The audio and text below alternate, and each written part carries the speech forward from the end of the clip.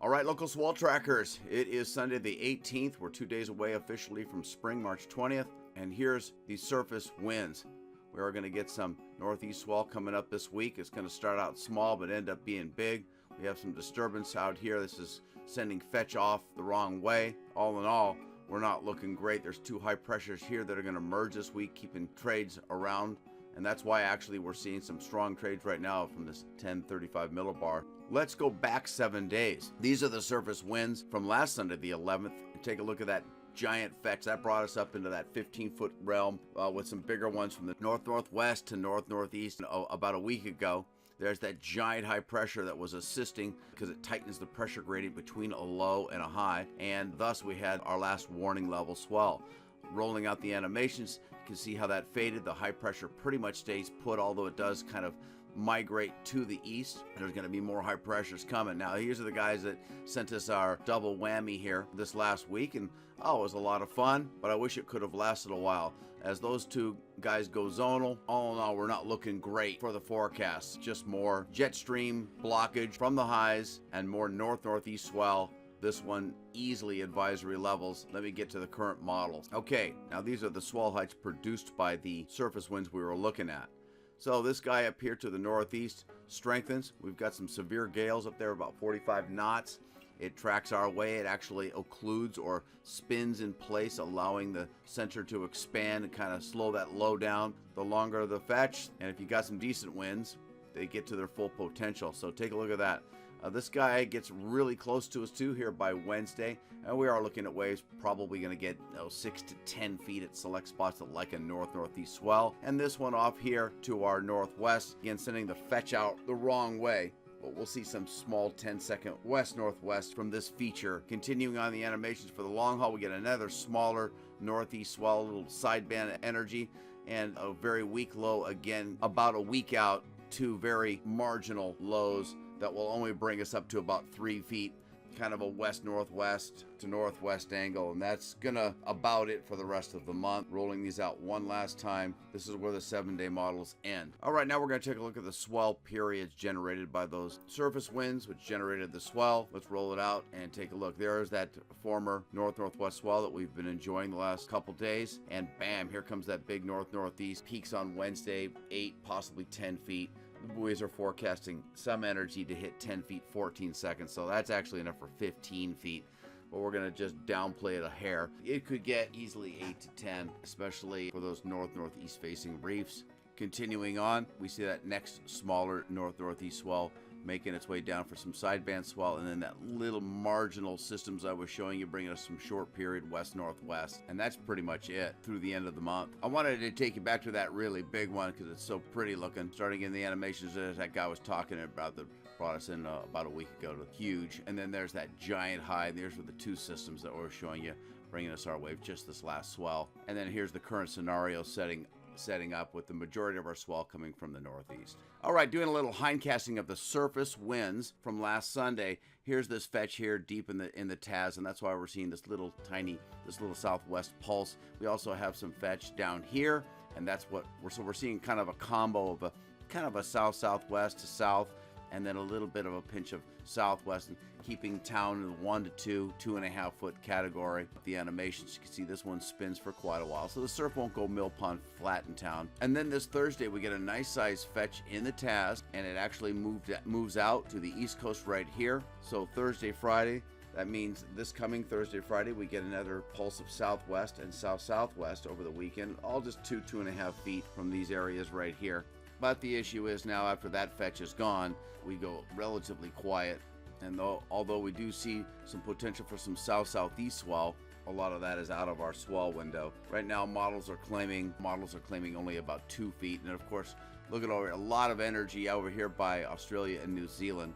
No fetch pointing our way. Okay, still hindcasting from about 6-7 days ago. There's that Tasman sea swell generated by the surface winds we were looking at. This is the next one that comes in for Thursday, Friday. Tries to meander outside there to the other side of New Zealand, but the winds by that time are kind of weak. So all in all, waist to chest high this coming Friday, Saturday, Sunday.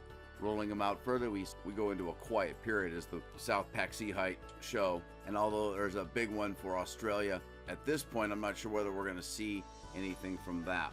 We'll have to wait and see how that behaves, as this is a long range. Bringing the models current. Let's go. Let's see what that guy does. Okay, stays very zonal and ends up in the Ross Ice Shelf, and we get a few little interesting pulses, but nothing significant. All I can say is for the most part, we'll stay in the 2-foot background zone after this upcoming weekend's swell. But there are long periods, but only about a foot of deep water swell. All right, let's take a look at the swell periods. Here comes the Taz Delio, and that should make it, again, make its way up towards the end of this coming week and for the weekend. And there's more that tries to make it, but these swell trains can be rather deceptive. You can see the energy coming down from that northeast swell this upcoming week. And a lot of Mexico and the Americas are getting south swells, signaling the new season. And we are heading into an active MJO phase, even though we are heading into spring. It should help feed the jet a little bit better. We should continue on with better than average jet patterns and thus swell production for both Hemis for the next several months. Taking a look at the North Pacific jet stream, large upper scale wind flows about 30,000 feet up. They'll help get those surface lows spinning, and it'll actually steer them when it's consolidated. Right now it's not. Look at all the blues in there designating the high pressure zones. This dip right here is going to be helping send that northeast in. We actually have two branches. Thanks to these high pressures, kind of splits it. You can see how it bounces up and over time.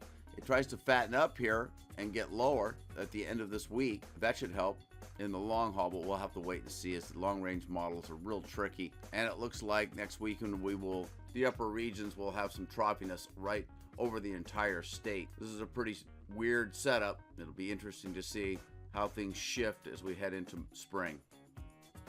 All right, down at the surface, the hand-drawn surface chart showing the high pressure here, 1035 millibar. That's strong. The low pressures over here have a trailing front, bringing us in some weather.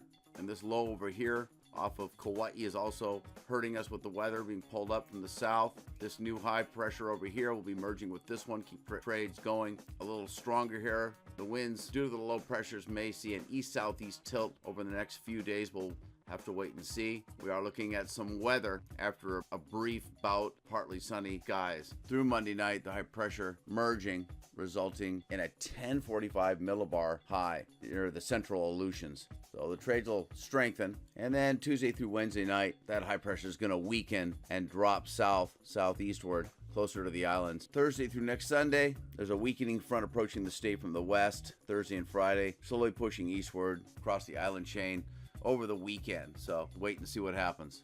The Central Pacific water vapor loops showing features about 20,000 feet up, showing some instability off here to our northwest. There's that low off here that I was pointing out is causing this activity. Intertropical convergence zone down here will stay put. The brown regions are showing the more dry, sinking air, stable air mass. And of course, you know what the blues stand for.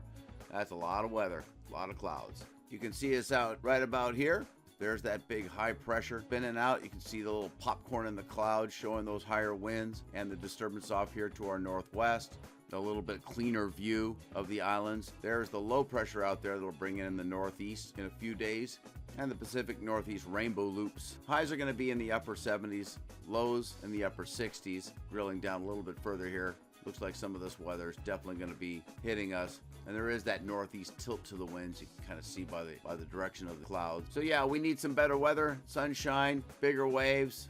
Hasn't been the best of years, but there's been plenty of fun sessions to be had with moments of brilliance. You can see the upper clouds, the upper level clouds going east, and the surface winds going northeast. The reflective loops showing quite a few showers for not just the windward and Mauka, but also spilling over. All right, here's windy.com, and here are the features for the northeast swell. Winds going the wrong way. Winds getting bounced up into the Bering Sea thanks to the high pressures. There's two of them that are merging this week. That block jet stream has been an issue all year, and we hope with the more active phase of the MJO or the Madden-Julian oscillation, we'll see things shift around. We'll have a late season for the country and an early season for town. And that's your local swell tracker. I'm GQ dropping in for you. Back here next weekend. Thanks.